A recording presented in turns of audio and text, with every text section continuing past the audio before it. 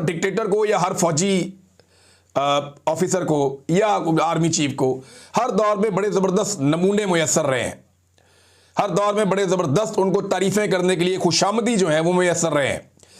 मिसाल के तौर पे ये मौलाना अब्दुल रहमान अशरफी, बड़ा नाम है इनका, बहुत सारे इनके स्टूडेंट्स हैं, लेकिन इनसे मंसूब एक डॉक्यूमेंट जो है वो सोशल मीडिया पे गर्दिश कर रहा है। ये जामिया अशरफिया लाहौर के थे, मौलाना अब्दुल रहमान अशरफी, जैसे आजकल वो है ना मौलाना ताहिर अशरफी, इसी तरह मौलाना अब्दुल रहमान अशरफी, क्योंकि जामिया अशरफिया से इनका ताल्लुक था। तो उन्होंने लिखा था एक पेज, उसके ऊपर जो उसका मेन वर्क था उस पर लिखा हुआ था, साथ ज़िया-उल हक की तस्वीर बनी हुई थी और ज़िया-उल हक की तस्वीर में से चारों तरफ किरणें निकल रही थी, नूर की किरणें निकल रही थी। उस दौर में जितनी निकाली जा सकती थी उस तरह उन्होंने उस टेक्नोलॉजी के तहत निकाली, नूर की किरणें, जनरल ज़िया-उल हक का बीच में फ़ोटो, बड़ा खूबसूरत, बड़ा वजी, और उसके ऊपर जनाब जो तहरीर लिखी हुई थी मौलाना अब्दुल रहमान अशरफी साहब से मंसूब, वो ये थी, जनरल साहब को सरकार दो आलम सल्लल्लाहु अलैहि वसल्लम की तरफ से कई सलाम पहुँचे, कई पैगाम आए। यानी इन्होंने दीन का मंजर मौलवियों ने हर दौर में डिक्टेटरों के सामने बेचा है। इन्होंने हर दौर में दीनी मामलात को, तसव्वुफ को और दीनी इस्लाहात को डिक्टेटरों के फ़ायदों के लिए इस्तेमाल किया। आज भी कई लोग कहते हैं कि जनाब आसिम मुनीर साहब के बारे में बहुत सारी दीनी बातें करते हैं। आजकल ये काम जो है वो कर रहे हैं ज़्यादातर, क्या नाम है, अंसार अब्बासी साहब, कि जनाब बड़ी मजहबी शख्सियत हैं, कुरान पाक को जानते हैं, कुरान पाक की तालीमात पर अमल करते हैं, और जाके एक दफ़ा इसको चक्कर लगवाओ अंसार अब्बासी को, इनको लेकर जाओ और ले जाके दिखाओ कोट लखपत जेल में जो औरतें बंद हैं, उनसे पूछें कि कौन से कुरान पाक पे अमल दरामद हो रहा है। इनको लेकर जाओ मार्ग बलोच से और उनके जो साथी गिरफ्तार किए गए हैं गैर कानूनी तौर पर, ज़रा उनसे मुलाकात करवाएं। फिर इनको लेकर जाएं तहरीके लब्बैक के उन लोगों के घरों में जिनके बंदे या उनकी लाशें वापस ही नहीं मिल रही, तो उनको पता चले कौन से इस्लामी उसूलों पे अमल दरामद हो रहा है। तो अंसार अब्बासी साहब, आप जैसे लोग माजी में भी मुयस्सर थे फौजी अफसरान को, और आजकल भी मुयस्सर हैं, तो कोई बड़ा फ़र्क नहीं आया ना आप लोगों के रवैयों में ना उनके रवैयों में। और इसकी वजह से पाकिस्तानी अवाम जो है वो हमेशा पिसती रही है, पाकिस्तानी अवाम जो है उसकी हालत ख़राब होती रही है। कबायली अवाम को जंग के अलावा हमने दिया ही कुछ नहीं। यानी जब भी कबायली अवाम के बारे में बात होती है हम उन्हें सिर्फ जंग देते हैं और कुछ नहीं देते। लेकिन अभी क्योंकि कबायली इलाकों से पहला वज़ीर आला आया खैबर पख्तूनख्वा का, सुहेल अफरीदी, उसने एक बड़ा ज़बरदस्त ऐलान किया, और ये ऐलान अब तक का सबसे बड़ा पैकेज है जो कबायली इलाकों को मिलेगा।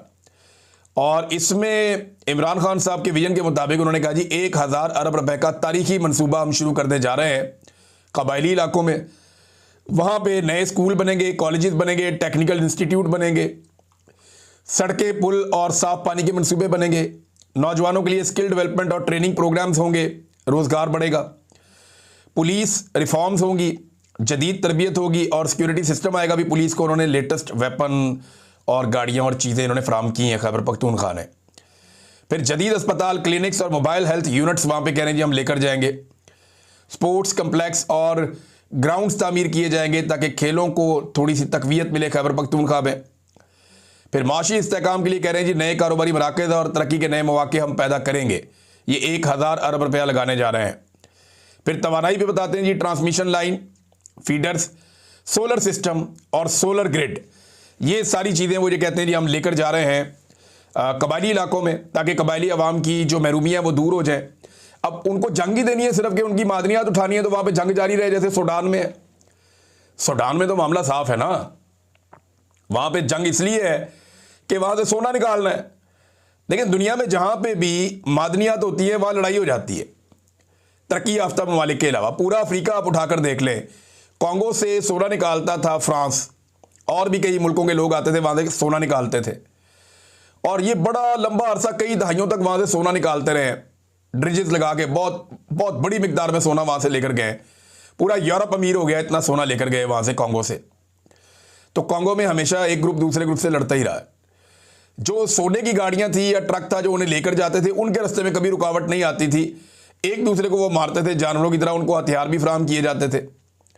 तो इसी तरह हर उस इलाके में जहाँ पे मादनियात होती हैं, बदअमनी पैदा की जाती है, जैसे बाई डिज़ाइन खैबर पख्तूनख्वा के कबायली इलाकों में बदअमनी पैदा की गई। लेकिन ये अच्छा कदम है जो उठाया जा रहा है। नाज़रीन, TLP के हवाले से एक बड़ी खौफनाक इन्फॉर्मेशन हमारे पास आई है। मैं उसे देख रहा था और हैरान हो रहा था कि ये क्या किया है इन्होंने। एक वकील साहब सामने आए हैं और ये पहली आवाज़ है जो हमारे सामने आई है। और वकील साहब जो हैं, इनका नाम है एहसानुल्लाह आरिफ, ये बारिश वकील हैं। इन्होंने ये बताया कि अब तक 24 तहरीक लब्बैक के शहदा की फैमिलियों ने इनसे रब्ता किया है अपनी लाशें लेने के हवाले से कि हमें हमारी लाशें मिलें। 24 लोग अब तक सिर्फ एक वकील से रब्ता कर चुके हैं। कई ऐसे होंगे जो डर के छुपे हुए हैं, बात ही नहीं कर रहे। कई ऐसे होंगे जिन्हें खामोशी से लाशें पहुंचा दी गई कि बोलना नहीं वरना ऐसी तैसी फेर देंगे। घर के बाहर आप एक सिपाही बिठा दें तो गरीब आदमी तो बात ही नहीं कर सकता। तो ये नादरीन सूरत हाल है कि जो मारे गए हैं लोग मरीदके में, उनके 24 केसेस सिर्फ एक वकील के पास है। और वो बताता है कि सैयद हशमतुल्लाह और सैफुल्लाह के कातलों में इनकी फैमिली पर दबाव डाला जा रहा है कि आप ये बयान दे दें कि साद रिजवी और अनस रिजवी ने गोलियां मार के हमारे भाइयों को कत्ल किया है। और लवाहिकीन जितने भी हैं उनके घरों पे पुलिस जा रही है, लगातार उनको ज़हनी तौर पे टॉर्चर कर रही है, उनके ऊपर दबाव डाल रही है कि जैसे हम कहते हैं वैसे चलो, इसके अलावा कोई और रास्ता नहीं है। नाज़रीन, फजलुर रहमान साहब के साथ भी मोहसिन नकवी साहब ने गेम डाल दी है। और ख़बर यह है कि मोहसिन नकवी ने डीजी पासपोर्ट को हुक्म दिया, और ये खबर हमें फ़हीम अख्तर मलिक साहब दे रहे हैं कि मौलाना फजलुर रहमान साहब का जो पासपोर्ट है इसके ऊपर सार्क का स्टिकर नहीं लगाना है। बांग्लादेश आपने जाना होता है ना, सार्क का स्टिकर लगता है पासपोर्ट के ऊपर, इसके ऊपर कोई वो वीज़ा शीज़ा नहीं होता। तो जनाब स्टिकर नहीं लगा, पासपोर्ट वापस फजलुर रहमान साहब को मिल गया। और ये जो पार्लियामेंटेरियंस के वीज़े नहीं होते, इनको सार्क का स्टिकर लग जाता होता है। फजलुर रहमान साहब ने 11 नवंबर को जाना था, लेकिन क्योंकि आईनी तरमीम करवानी है, फजलुर रहमान का यहाँ होना ज़रूरी है। और याद सादिक से भी पूछा, याद सादिक ने जाके उनसे पूछा, रब्ता किया डीजी पासपोर्ट से, तो उसने कहा जी हमें मोहसिन नकवी ने कहा है कि सार्क स्टिकर इनके नहीं लगाए जा रहे। तो फजलुर रहमान साहब ने 11 नवंबर को जाना था। बहरहाल अब आईनी तरमीम करें और फिर उसके बाद फजलुर रहमान साहब जहाँ जाना चाहते हैं जाए। वैसे भी पाकिस्तानी तो पाकिस्तान छोड़ छोड़ के भाग रहे हैं, फजलुर रहमान साहब तो नहीं जाएंगे, उनका तो यहाँ पे बिजनेस बड़ा अच्छा है, पॉलिटिकल बिजनेस, लेकिन पाकिस्तानी जा रहे हैं। गुज़िश्ता 9 महीनों में दुबई में 54,000 नई कंपनियां आई हैं, 54,000, और इनमें दूसरे नंबर पे जो है वो पाकिस्तान है। पाकिस्तान की बेशुमार फर्म्स वो दुबई में जाके अपने आप को रजिस्टर कर रही हैं, और पाकिस्तान से पैसा निकल कर दुबई में जा रहा है।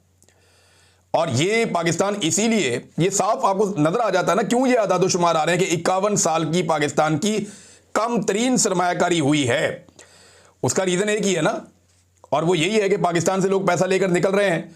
तो दुबई में बेशुमार लोग पैसा लेकर जा रहे हैं, सऊदी अरब में लेकर जा रहे हैं, अब यूरोपीय ममालिक में लेकर जा रहे हैं। लोग अपना पैसा निकालकर मुख्तलिफ मुल्कों में जाके इन्वेस्ट कर रहे हैं कि पाकिस्तान के अंदर काम करना मुमकिन नहीं रहा। नाज़रीन, साहबजादा हामिद रज़ा साहब गिरफ्तारी देने आ रहे थे और उन्हें गिरफ्तार कर लिया गया और दहशतगर्दी की अदालत में उन्हें पेश किया गया। फैसलाबाद जेल उन्हें मुंतकिल कर दिया गया।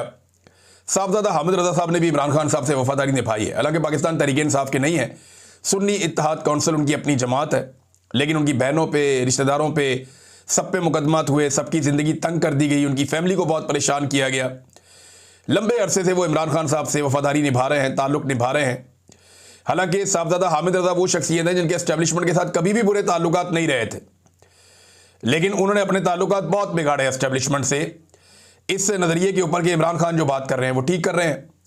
और तब से लेकर अब तक वो भुगत ही रहे हैं। और अब उन्होंने गिरफ्तारी दे दी है, या उन्हें गिरफ्तार कर लिया गया है पंजाब पुलिस की जानिब से। 10 साल की सज़ा उन्हें पहले ही सुनाई जा चुकी है 9 मई के केसेस में। तो साहबजादा हामिद रज़ा साहब के लिए एक और इम्तिहान शुरू हो गया है। नाज़रीन, डोनाल्ड ट्रंप ने कहा कि जल्द अहम ममालिक अब्राहम अकॉर्ड का हिस्सा बनने वाले हैं। अब ये कौन से अहम ममालिक हैं, क्या इनमें पाकिस्तान शामिल है, ये बड़े सवाल आते हैं। आने वाले दिनों में हमें जवाब मिल जाएंगे। और भी खबरें आपको मैं नेक्स्ट व्लॉग में देता हूँ। अब तक के लिए इतनी, अपना ख्याल रखिएगा, अपने चैनल का भी। अल्लाह हाफ़िज़।